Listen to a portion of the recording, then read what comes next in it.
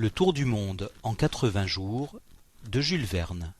Chapitre 6 dans lequel l'agent Fix montre une impatience bien légitime. Voici dans quelles circonstances avait été lancée cette dépêche concernant le sieur Phileas Fogg. Le mercredi 9 octobre, on attendait pour 11 heures du matin à Suez le paquebot Mongolia de la compagnie péninsulaire et orientale, steamer en fer à hélice et à spar-deck, jaugeant 2800 tonnes et possédant une force nominale de 500 chevaux. Le Mongolia faisait régulièrement les voyages de Brindisi à Bombay par le canal de Suez. C'était un des plus rapides marcheurs de la compagnie et les vitesses réglementaires, soit 10 miles à l'heure entre Brindisi et Suez, et 9 miles 53 centièmes entre Suez et Bombay, il les avait toujours dépassés. En attendant l'arrivée du Mongolia, deux hommes se promenaient sur le quai au milieu de la foule d'indigènes et d'étrangers qui affluent dans cette ville, naguère une bourgade, à laquelle la grande œuvre de M. de Lesseps assure un avenir considérable.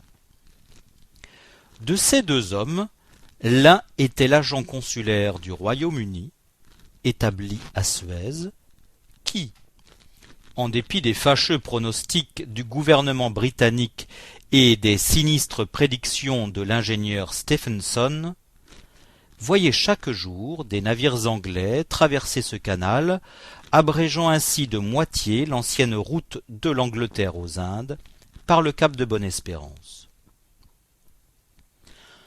L'autre était un petit homme maigre, de figure assez intelligente, nerveux, qui contractait avec une persistance remarquable ses muscles sourciliers. À travers ses longs cils brillait un œil très vif, mais dont il savait à volonté éteindre l'ardeur. En ce moment, il donnait certaines marques d'impatience, allant, venant, ne pouvant tenir en place. Cet homme se nommait Fix, et c'était un de ces détectives ou agents de police anglais qui avaient été envoyés dans les divers ports après le vol commis à la Banque d'Angleterre. Ce Fix devait surveiller avec le plus grand soin tous les voyageurs prenant la route de Suez, et si l'un d'eux lui semblait suspect, le filer en attendant un mandat d'arrestation. Précisément, depuis 2 jours, Fix avait reçu du directeur de la police métropolitaine le signalement de l'auteur présumé du vol. C'était celui de ce personnage distingué et bien mis que l'on avait observé dans la salle des paiements de la banque. Le détective, très alléché évidemment par la forte prime promise en cas de succès, attendait donc avec une impatience facile à comprendre l'arrivée du Mongolia. « Et vous dites, monsieur le consul, demanda-t-il pour la 10e fois, que ce bateau ne peut tarder ?»« Non, monsieur Fix, répondit le consul. Il a été signalé hier au large de Port Saïd. Et les 160 kilomètres du canal ne comptent pas pour un tel marcheur. Je vous répète que le Mongolia a toujours gagné la prime de 25 livres que le gouvernement accorde pour chaque avance de 24 heures sur les temps réglementaires. « Ce paquebot vient directement de Brindisi ?» demanda Fix. « De Brindisi même, où il a pris la malle des Indes. De Brindisi, qu'il a quitté samedi à 5 heures du soir. Ainsi ayez patience, il ne peut tarder à arriver. Mais je ne sais vraiment pas comment, avec le signalement que vous avez reçu, vous pourrez reconnaître votre homme s'il est à bord du Mongolia. »« Monsieur le consul, répondit Fix, ces gens-là, on les sent plutôt qu'on ne les reconnaît. C'est du flair qu'il faut avoir. Et le flair est comme un sens spécial auquel concourent l'ouïe, la vue et l'odorat. J'ai arrêté dans ma vie plus d'un de ces gentlemen, et pourvu que mon voleur soit à bord, je vous réponds qu'il ne me glissera pas entre les mains. Je le souhaite, monsieur Fix, car il s'agit d'un vol important. Un vol magnifique, répondit l'agent enthousiasmé. 55 000 livres. Nous n'avons pas souvent de pareilles aubaines. Les voleurs deviennent mesquins. La race des Shepard s'étiole. On se fait pendre maintenant pour quelques shillings. Monsieur Fix, répondit le consul, vous parlez d'une telle façon que je vous souhaite vivement de réussir. Mais, je vous le répète, dans les conditions où vous êtes, je crains que ce ne soit difficile. Savez-vous bien que, d'après le signalement que vous avez reçu, ce voleur ressemble absolument à un honnête homme? Monsieur le consul, répondit dogmatiquement l'inspecteur de police, les grands voleurs ressemblent toujours à d'honnêtes gens.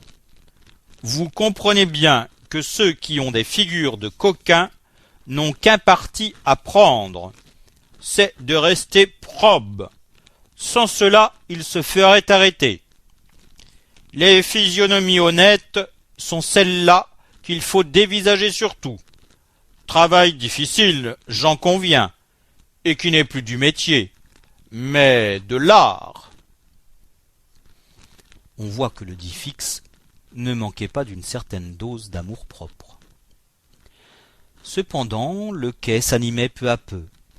Marins de diverses nationalités, commerçants, courtiers, portefaix, fellahs y affluaient. L'arrivée du paquebot était évidemment prochaine. Le temps était assez beau, mais l'air froid par ce vent d'est.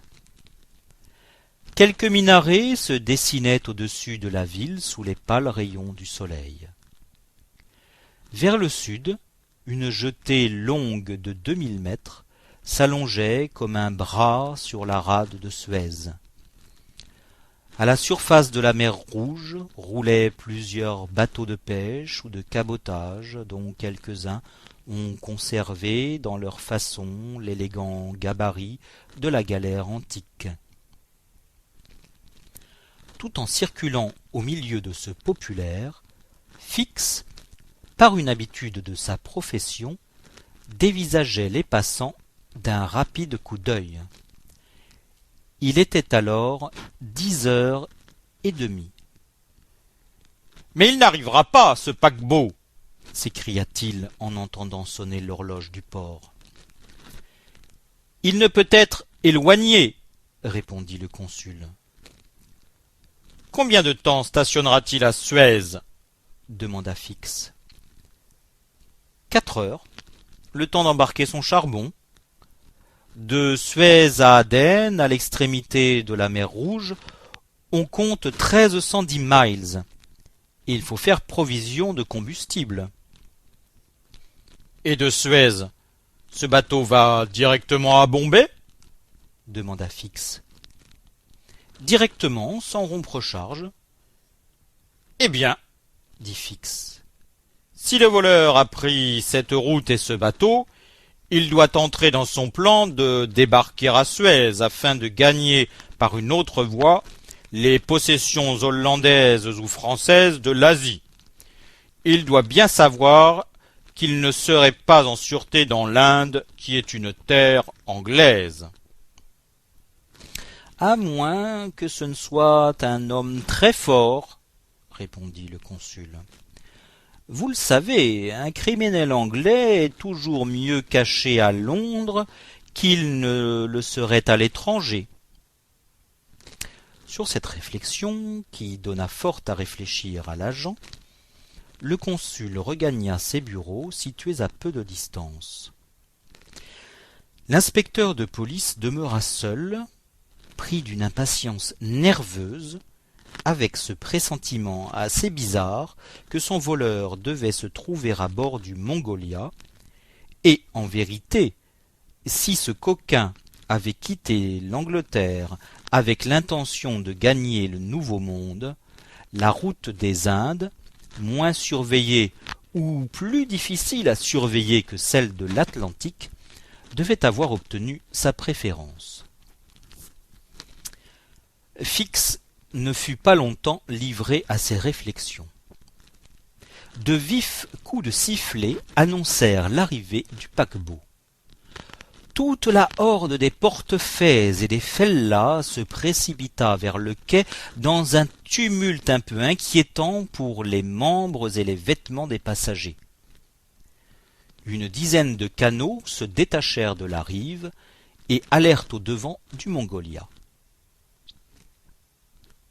Bientôt, on aperçut la gigantesque coque du Mongolia passant entre les rives du canal, et 11 heures sonnaient quand le steamer vint mouiller en rade pendant que sa vapeur fusait à grand bruit par les tuyaux d'échappement.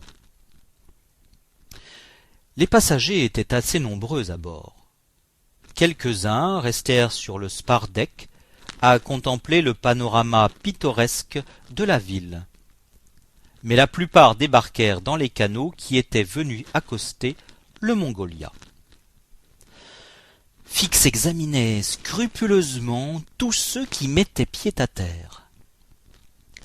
En ce moment, l'un d'eux s'approcha de lui, après avoir vigoureusement repoussé les fellahs qui l'assaillaient de leurs offres de service, et il lui demanda fort poliment s'il pouvait lui indiquer les bureaux de l'agent consulaire anglais.